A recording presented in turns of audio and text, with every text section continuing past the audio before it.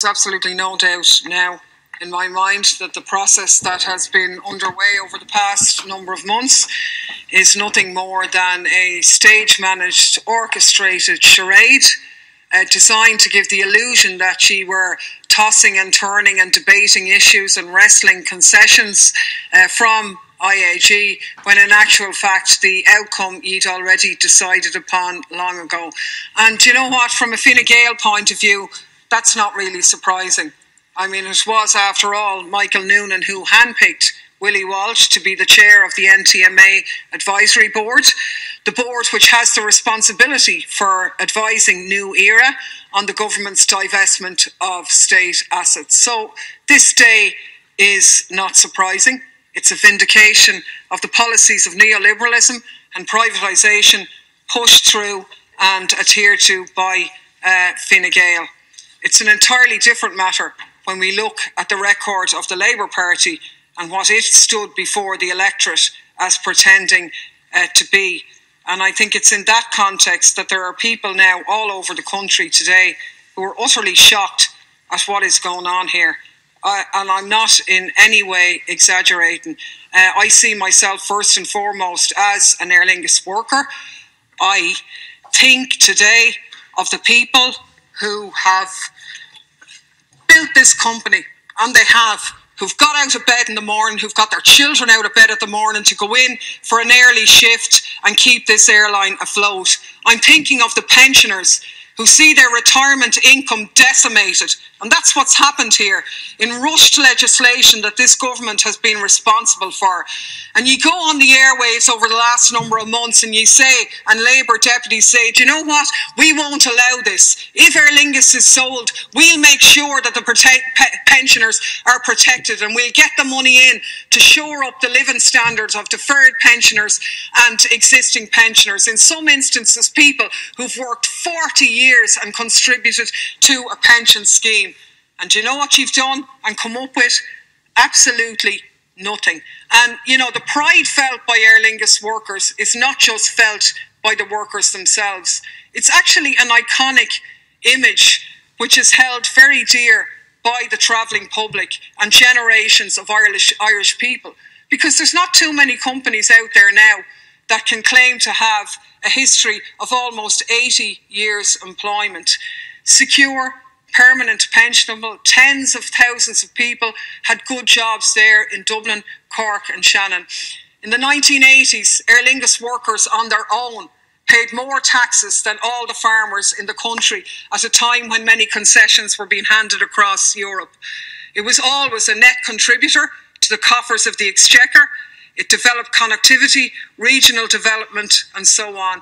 And it was an iconic reference to Ireland as an independent nation, and people value it as that. And we've been subjected to a yarn by the government that this step and this betrayal and sellout that's been put before us today is necessary in order to secure the airline's future. Now, I have to say, it's a narrative that makes me sick and bears no relationship to reality whatsoever.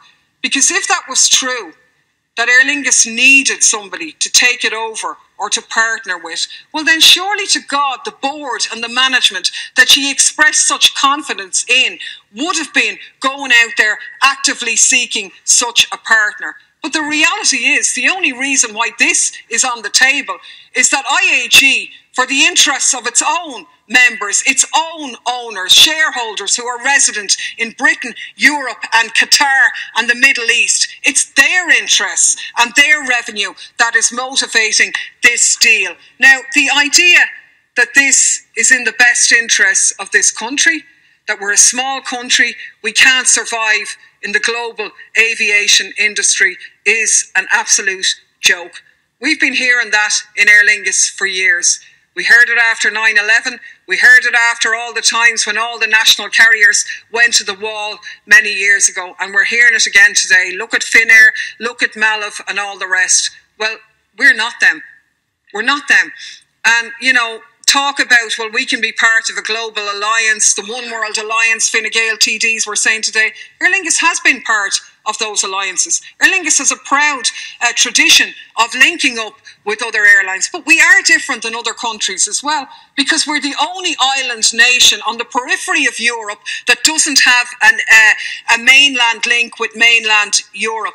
We are unique in that sense, and we've a lot to offer. And a lot of the benefits outlined by yourself, Minister, and the Taoiseach earlier about the growing airline, about tourism and all the rest, a lot of them are already there. I mean, we had the Wild Atlantic Way was been responsible for this earlier. It's ludicrous. Who owns Aer Lingus is irrelevant from that point of view. The point is, who is going to benefit from all of those enormous positive contributions that Aer Lingus makes? As I said earlier, this is a company that has been consistently profitable. It's a company that is already growing with 9 long-haul aircraft already booked, and it's a company with 1 billion in cash reserves already. So the drive is unprecedented in terms of world economics and global capitalism. And I'd like the Minister to address the fact, well, given the fact that you're going to be a captive subsidiary in IAG, well, how could you have a situation that, for example, Aer Lingus wouldn't be leasing that to IAG, or that IAG would use it for its own purposes? But what I'm particularly concerned about is the workers and the ground staff there, because allusions to growing staff are just unsubstantiated sort of wish lists for future development. Some of the growth in cabin crew and pilots was there anyway, but ye are effectively silent on the decimation that will take place in terms of ground crew. And I would like you to address the fact that previous so-called legal guarantees and letters of comfort were given to people, assurances that couldn't be broken, and you know what? They were broken. And the Supreme Court of this land adjudicated that they were broken, and the CEO of Aer Lingus at the time, who was Mr. Willie Walsh, ignored those directives from the Supreme Court. So where have you got these magic guarantees now that nobody else in the history of humanity has ever got? I'm delighted that Minister Howlin has joined us, because the appalling lack of Labour deputies here has been quite striking. And I can only ascertain that the reason why this has been rammed through is that you want to protect yourselves from the workers and the communities involved. Thank you very much. Well, I'm sorry to disappoint you, but that's not going to happen. Thank you very much, Deputy. Thank you very much.